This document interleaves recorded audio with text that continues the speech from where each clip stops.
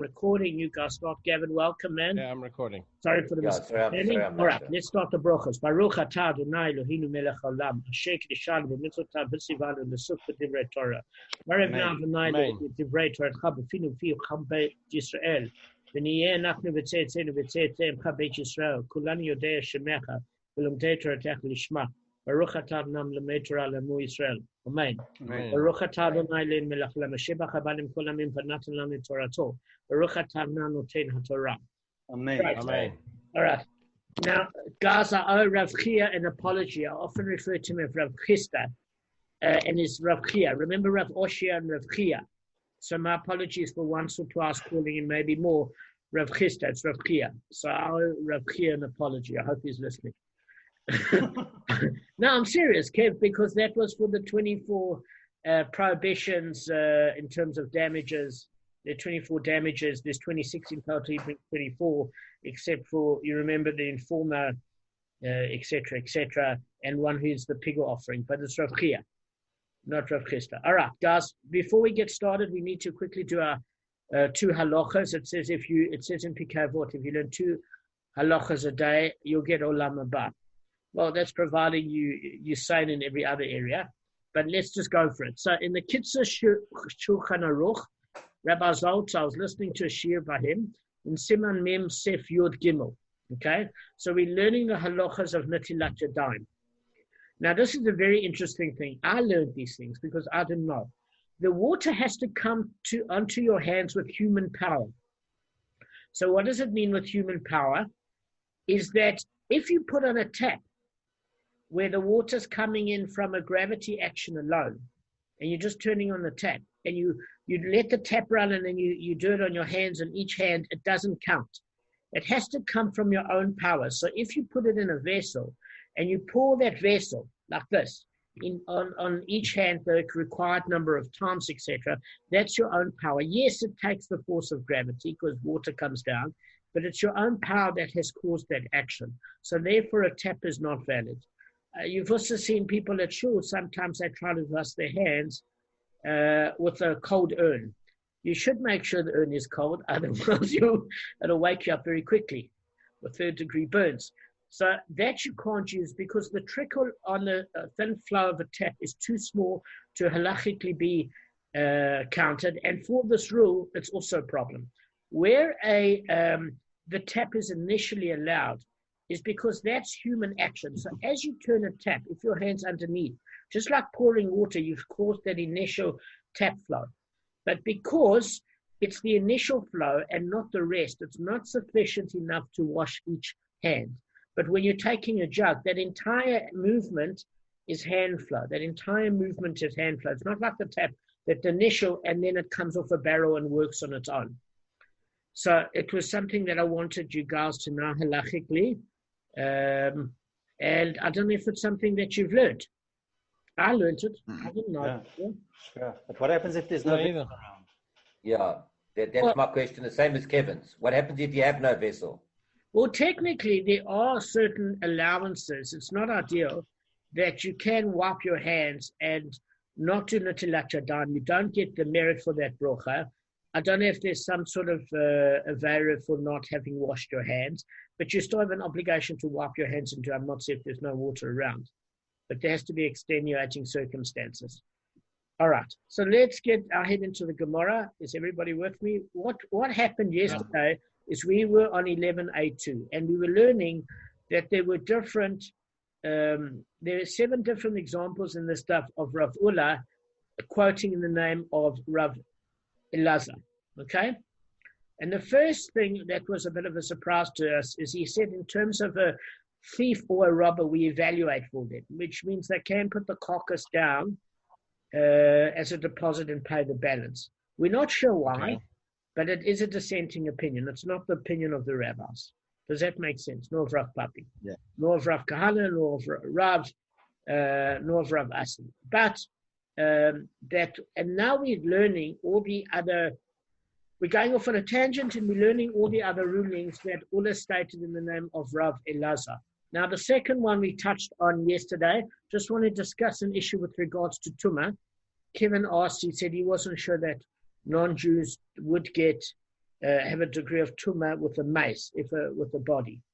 So let me just cover that for 2 seconds, and literally not to spend a lot of time on it. Is that when there was a guy that passed away that was converting at Keter Torah, it's not necessary to mention names. He wasn't Jewish. He was in the process of converting, and my neighbor, who's a Kohen, couldn't attend the funeral.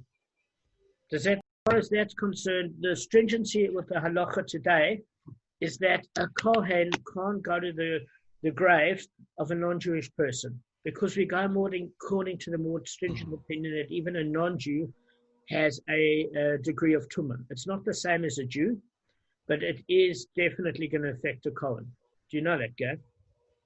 Yeah. I've been told, yeah. Okay. I've messed it up. I've actually attended one, unfortunately, yeah.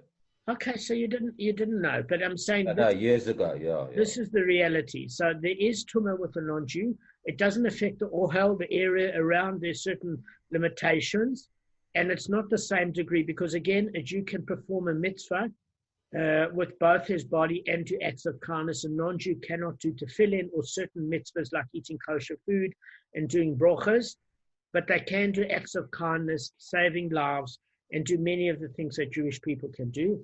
And I'm even sure that if they pray to Hashem, not if they think of J.C. Penney, but if they think of Hashem directly and they thank Hashem for food, I'm sure that counts. It might not have the Kedusha of Hebrew, but it certainly counts. Just like somebody in English, that's English speaking, that says a bracha to Hashem, that's a Jew that thanks Hashem for food, it counts. It might not have the same elevation as Hebrew, but the comprehension level and having the kavanah, the intention, and the cognizance and the presence of mind counts. So in that case, there is a degree of tumah. One thing that you have to bear in mind is that it doesn't extend to a fetus. So a non-Jewish woman doesn't have niddah during her menstrual cycle or during a miscarriage. Why? Because we don't know how the fetus is going to turn out. Is it going to turn out to be a tzaddik or a rosha? Which means it's a fetus. It's what you call potential. The statistical reality is a Jew that's born, even if he does some good and bad, will do mitzvahs. Why? Let's take this. The first 8 days, what happens to him? He does the mitzvah of bris milah. Does he elect to have it done? No, he screams. It takes him 2 years before he can walk properly. It traumatizes him so much. But it's a mitzvah he gets without his permission. Let's put it like that. And later he's grateful. So in the first 8 days, he's already doing mitzvahs. Does that make sense? And he's creating his parents to do mitzvahs, because after the first 30 days, you have Pidyon Ben, redemption of the firstborn. It's a rule of Rav Ula, of Rav Elazar, which we're going to learn about some of the halachas there. So a Jew's doing mitzvahs from the time he's born. Obviously, as he gets older, he can choose whether to be a tzaddik or a rosha, to do Yirat Hashem or do his own selfish acts. But his default position is mitzvahs from birth. A non-Jewish person has to grow to a certain extent to have a cognizance of free choice in terms of what they want to do, because those automatic mitzvahs don't occur. And therefore, we don't hold that a woman that has potential for a child that's not Jewish is in a state of niddah when she either has a menstrual period because that potential hasn't actualized, or in the case of a miscarriage. Why then is there tumah for a non-Jewish person? Because again, that person in their lifetime has performed mitzvahs. They've done acts of kindness, they've been married, they've had children, they've given to their children, their spouse, they've worked hard. You know, Hashem doesn't make 7.6 billion mistakes. Everybody has a reason for being here, and everybody is born into the circumstances which is going to achieve their spiritual potential. So they still do mitzvahs, but an unborn fetus isn't having that default position yet of having accumulated the merit at that point of having mitzvahs under his belt. Am I making any sense before we proceed? No, you're making great sense. All right. Yeah. Good. Also, there's a level of sensitivity because my dad was on the shoe yesterday from a technical test point of view, because I, please God, want to go down to KZN, is that when you're doing a share with somebody that's not religious or not married to somebody that's Jewish or whatever the case may be, you've got to have a sensitivity that anything you say can be really sensitively taken. It's not an excuse to lie.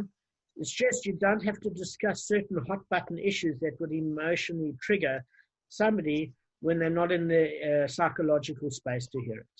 Does that make sense? I'm not condoning 100%. lying or exaggeration. You want to be close to your parents and your friends, etc. So there's religion is naturally divisive as it is. You don't have to kick the beehive. Look for things you've got in common, and focus on the things you've got in common. It's much more enhancing to build a relationship. You don't have to share every thought on your head. Even when you're in a relationship and marriage, you don't have to share every anxiety that you have in your head, because it doesn't put your partner at ease when she's on the Titanic. So, you don't have to share everything in your thought. So just work with the person that you're dealing with, and know that everybody's coming from a different perspective, and you have to bear this in mind. I hope you guys don't think I'm being disingenuous. No. Does it make sense? Very good. Okay. Absolutely. So I know this is not part of the shir, but the essence of what we're learning is about ethical conduct here in the shir. And this is it. It's that you want to attract people to Yiddishkeit and let them learn what they're ready to learn according to the level that they're ready to learn. All right. Now we're stating the second ruling of Rav Ulla in the name of Rav Eliezer. If a woman suffers a miscarriage and the amniotic sac emerged partially during the first day and partially during the second day, we count the days of childbirth, Tumah, from the first day as the counting of the days of Tumah begins as soon as the amniotic sac begins to emerge. So let's just get a couple of the issues clear here, guys. Let's look at the practicality. It doesn't take, on a miscarriage, same as giving birth, a period of 2 days. What are we talking about here? Let's look at when a halachic day begins. We've got a period of time, for example, when Shabbat comes in called Shkia, which is that unknown period of time where you don't know if it's the previous day or the next day. Okay? And that is about what?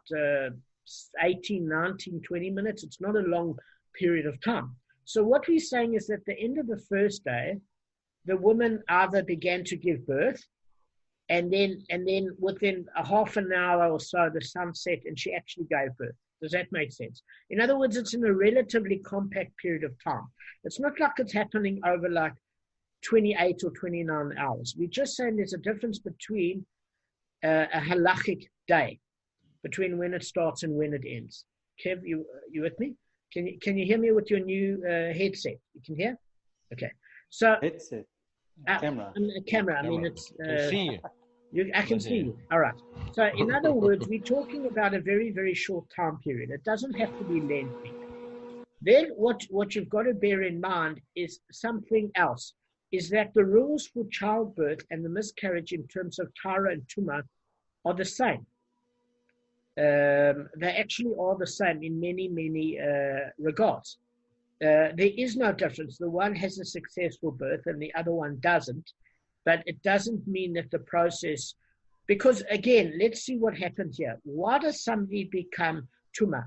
Is that you had the potential for life, you're growing in you, and when you gave birth, the baby was born, that potential was realized, but you are not carrying that potential anymore. So compared to the level that you were at, you've now dropped a level in comparison. When a person has a miscarriage, it's the same sort of thing. You had the potential for life. Unfortunately, it hasn't manifested in a life, and you still lost that potential for being the capacity or the vessel for holding that life. So again, the halachas would be the same. All right, so that's the one thing that you've got to bear in mind. And as we learned, remember, guys, Leviticus chapter 12, verse 1 to 5 discusses that it's 14 days for a female if a woman was pregnant with a female, and 7 days for a male. Now, it discusses an interesting concept that in Nida, it discusses in Talmud Nida 29a, it says, in the case of a miscarriage, in which the sex of a fetus can't be determined, how many days do you think the woman should observe, guys? Guys, you did this, it's revision. Yeah. 7. No, I mean, it can't be determined. Sorry. Yes. You're saying I'll say sex 7. can't be determined. Yes. I'll say 14. Good. Why? Yeah.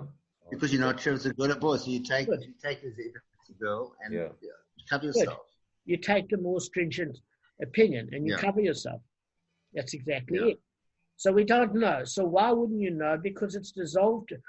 The fetus has dissolved within the amniotic sac. Okay. So when we say there's no discernible fetus, it doesn't mean that there's not anything, but it means that you can't necessarily determine the fetus as a solid fetus. There will be remnants. Okay. And because you can't determine sex, you go on the more stringent opinion that the woman is tumah for 14 days. In the case it's a girl. Obviously, if you can determine sex, then for sure it would be appropriate. Okay. Now, what goes on here is we discuss the case we discuss the case.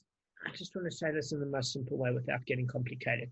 It goes on from the initial part of Nida on 29a, and it goes back to an issue of 24b and 28a. And what it does it discuss here?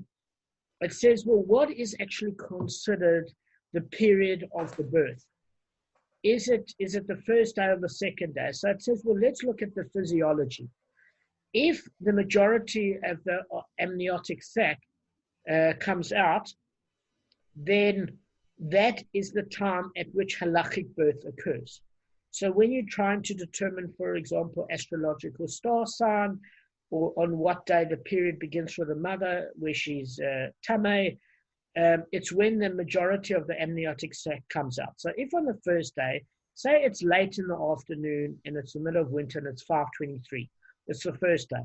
But so a portion of that comes out, and the rest of it comes out obviously early that evening by about 6 o'clock, and it's already dark, it's winter. In that particular case, the birth is considered when the majority comes out. Does that make sense? If the majority comes out on the first day, in the latter part of the day, and only a small amount comes out on the second day, halachically the birth was on the first day. Okay, does that make sense? In terms of the niddah law, we're not saying when the baby is necessarily born, but in terms of the niddah law. But this is the difficulty. What is the default position that we hold here? What does Rav Ula hold? Guys, this is Chazorah for you.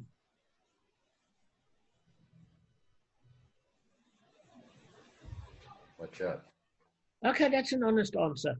All right. So what Rashi says that Ula, in the name of Rav Elazar, said that you need to count it from the first day. Because how are you going to exactly measure where the greater portion came from? It's a very chaotic period of time. How do you do? Nobody sits there with tape measures or whatever. So you've got to assume that the starting process, just as a default position in order to be safe, just like if you can't discern the sex of a fetus because the fetus was dissolved in a miscarriage in the case of the amniotic sac, so too whether a birth or a miscarriage, the first day is considered the portion of which you start to count the period of tumah or tameh. Does that make sense, guys, as to why? Okay. Yeah. Does anybody want to know? I mean, has anybody got a question as to why? I think he's being cautious. Yes, because he doesn't want to. Remember, a woman that is tameh can affect utensils. She can't go to shul and affect objects and all sorts of other things that would render those things impure. So in that particular case, it's more, he wants to be stringent, Ullah. And he said, listen, we don't know exactly. Let's just go according to the first day to be sure, not sure. We're not allowing her to go into shul. Sorry for the tongue twister. So there is a question that's asked on this. Rava says to Ullah, what's your reasoning here? Do you rule that the woman is tameh from the first day to treat her stringently? But this is a stringency that will lead to a leniency. What does he mean by that? Do any of you guys remember?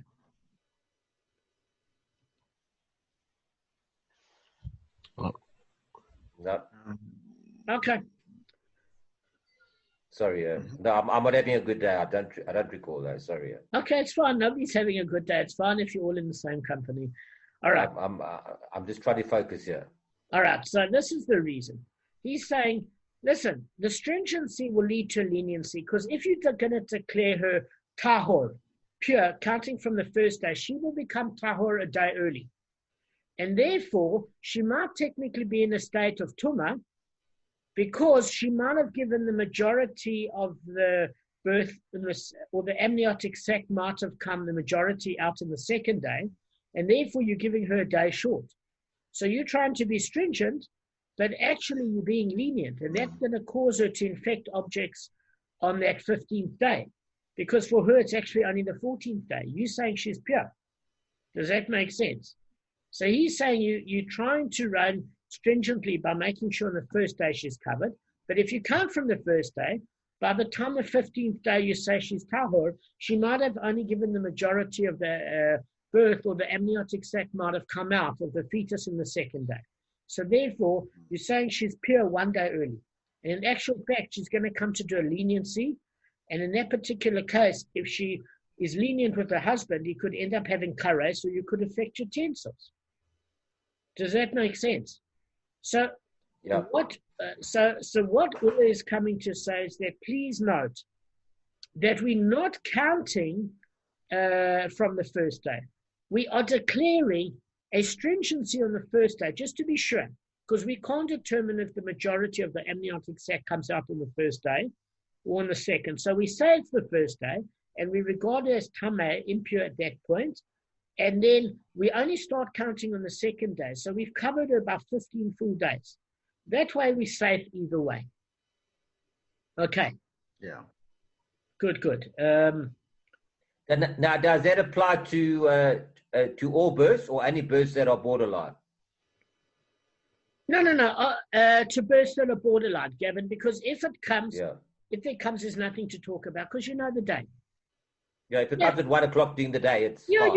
You know the day. Yeah.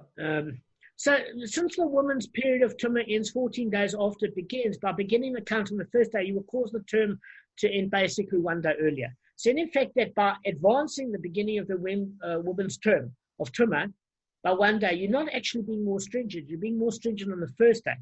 But any tahor item that she touches on the 15th day will be declared tahor, pure. And if a count began on the second day, it would be counted as tameh. So in other words, we don't want her to be declared pure one day early, and then her husband has relationships and he's got kares, or we're saying, listen, we count from the second day, but we say she's tumah from the first, just to be sure. Okay. So this is well covered by Rashi. Okay, so Rashi's saying, hang on a second, but what's the point that Ulla's coming to teach? Teach us with this ruling. Does he mean to teach that even part of the amniotic sac does not emerge without a portion of the remnants of the aborted fetus within it? Okay, so what does this mean? So what it's saying is that, listen, if some of it comes out on the first day, how do we know if the fetus has dissolved, which portion it's in? Because if it's definitely not in the first part of the amniotic sac, we don't have to count it from the first day. Is he teaching us that? It's asking what he's teaching us. It's not making a statement. Okay? So what Rashi explains it as follows. If the amniotic sac could partially emerge without any of the dissolved fetus being within it, then we would not declare a tahor item that a woman touches during the first day tameh, based on the possibility that the majority of the fetus emerged during the first day. So in other words, if we're saying either that the majority comes in the first day and it's discernible, or the majority comes in the second day, there would be no need for the day, because there would be what you call a safek safeka, which is a double doubt. Firstly, you don't know how much of the amniotic sac has come out. Is it the majority or the minority? And B, if there's any fetal remnant within the part that's come out or not. So therefore, if it's a double doubt, you don't count it. So we're saying the default position is that all fetuses we know have a fetus inside. It might not be so discernible in terms of sex, because where you keep 14 days if you're not sure if it's a male or female fetus because it's been dissolved. But there is always a remnant of the fetus within the sac. Is it evenly distributed? No. But we have to go with the fact that it is going to be there, because if it's not discernible tangibly because it's dissolved, how do we know where it is?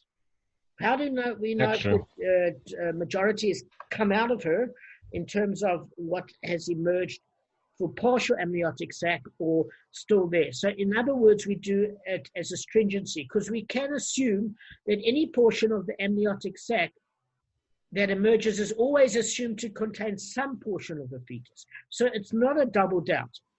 He said, we don't know how much of the fetus comes out in the first day versus the second. It might be the majority or the minority, of the amniotic sac, but there will be a certain portion of the fetus contained in it, so it's not a double doubt. And what we're going to learn tomorrow is, it seems that Rava is saying, but we've already learned this in a Mishnah. If the amniotic sac emerges partially from an animal before it was slaughtered, the sac can't be eaten, because an amniotic sac is a sign of a fetus in a woman and a sign of a fetus in an animal. So why does Ula need to teach what is already stated in the Mishnah? So Rava is saying this was taught already, that there's a remnant in the amniotic sac, in the fetus. It doesn't matter how much comes out, if it's the majority or minority. It's still there, because we can't eat the animal. It's the same with the fetus in an animal and the same with the woman. So this was taught in Chulin 77, 77a. And since it was taught there, what is Ula coming to teach us that's different? We could have derived it from that. Now, before we finish for the day, is there any questions that you guys have? Nope. I'm pretty cool. How many minutes is left? 3.5. Okay, so let's try and hammer it out until we get cut off. It just means less to do tomorrow. Okay. So the law is that the slaughter of an animal renders permissible all that is contained within its body. Okay. So if a pregnant cow is slaughtered, the fetus is permitted for consumption, even if it is fully developed. Because remember, the fetus is in the mother. So if you shech the mother, the fetus is the anatomy of the mother. The minute the fetus is born, you can't eat that animal unless you shecht the new animal that emerges from the mother. So if a part of the body has come out, like say, for example, the leg of the sheep, the two legs of the sheep, but the majority is in the mother, apparently those limbs are forbidden, but the rest of the fetus is permitted, providing it's in the amniotic sac. Does that make sense? So accordingly, it would follow that the amniotic sac, if it emerges partially before the slaughter, the part that remains within it should be permitted. But the Mishnah says this is not the case. The entire sac, even the portion that never came out the animal's womb, must not be eaten. And this is true even if there was no discernible fetus contained within the portion of the sac that emerged. I'm not sure why they'd want to eat the amniotic sac. I don't know. But the reality is, even if it's dissolved and a certain portion has come out and you can't see what that animal is, but most of the amniotic sac is in the animal, that portion that's come out, you can't eat it at all. And we said, but we learned this in Chulin 68a and 77a. So why are we learning it here? Because this is a Mishnah rule. But the reality is, on fact level, that animal is still in the fetus. Only the part that comes out you can't eat. But the rabbi said that, listen, rabbinically, you cannot have even part of the animal, the amniotic sac, or anything that's partially out.